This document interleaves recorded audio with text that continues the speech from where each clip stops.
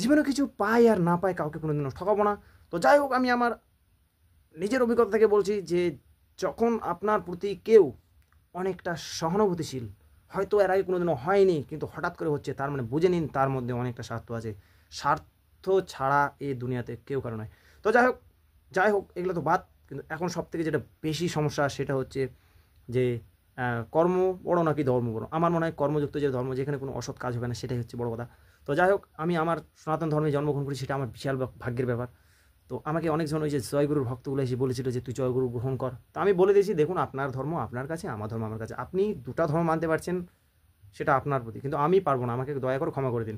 আমি সনাতন ধর্মে জন্মগ্রহণ করেছি, আর আমি যখন ডাইরেক্ট আমার বাড়িতে আসতে পারছি মানে সোজা পথ দিয়ে, তো আমি ঘুরে আসবো কেন? তো আমার শ্রীমান নারায়ণের স্মরণে যদি আমি মানে সবসময় যদি আহ, নিজের সরাসরি কথা বলতে পারি, তো আমি অন্য জনের হাত ধরে কেন আসতে যাব? তো এটা হচ্ছে ব্যাপার। তো আমার মনে হয়, আর হ্যাঁ, বিশেষ করে আদিবাসী সম্প্রদায়ের মধ্যে কিন্তু খ্রিস্টান ধর্মগুলো বেশি ধর্মান্তরণ হচ্ছে, কারণ ওদেরকে টাকার লোভ দেখিয়ে এসব করানো হচ্ছে। তো দয়া করে যিনারা আদিবাসী সম্প্রদায়ের লোক আছেন, প্লিজ মানে এগুলো অ্যাভয়েড করুন। আপনি সনাতন ধর্মে জন্ম করেছেন, আপনি অনেকটা ভাগ্যবান। আপনি মানে বুঝতে যদি চান তো অবশ্যই গীতা গীতা পড়ে দেখবেন, দেখবেন অবশ্যই ওর মধ্যে জীবনের সমস্যার সমাধান আর সমস্যার যে মানে কোথা থেকে চালু হচ্ছে সেগুলো খুঁজে পাবেন।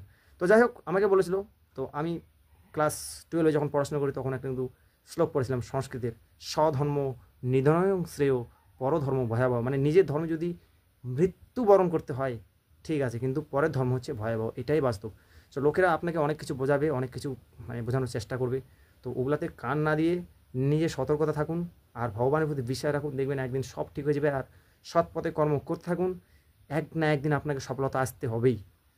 আর পরিশ্রম মানুষের ভাগ্যকেও পরিবর্তন করে দেয়। হ্যাঁ, ভগবানকে মানার কারণ হচ্ছে, ভগবানকে যদি আপনি মানেন, তো দেখা গেলো আপনার একটা হাত কেটে যেত গোটাটাই, সেই হাতটা কিন্তু কাটবে না, আপনার একটু আঁচড় লাগবে, সেটাই দেখা গেলো আপনার মাথার উপর একটা পাহাড় ভেঙে পড়তো, সেটা ভাঙবে না, কিন্তু একটু পাথরের টুকরা পড়বে। তো এটাই বাস্তব। তো দয়া করে সেগুলোকে মানে মানুন আর অবশ্যই বিশ্বাস রাখুন। তো আজকের ভিডিও এখানেই, দেখা হবে পরের ভিডিওতে। আর যদি ভিডিওটা ভালো লেগে থাকে অবশ্যই লাইক শেয়ার কমেন্ট করবেন, হ্যাঁ, আর যত পারেন শেয়ার করবেন অবশ্যই ভিডিওটা, যদি আপনাদেরকে মানে ভালো লাগে থাকে, ঠিক আছে? তো যাই হোক, আজকের ভিডিওটা এতটুকুই। আবার দেখা হবে নতুন ভিডিওতে। টাটা, বাই বাই, ভালো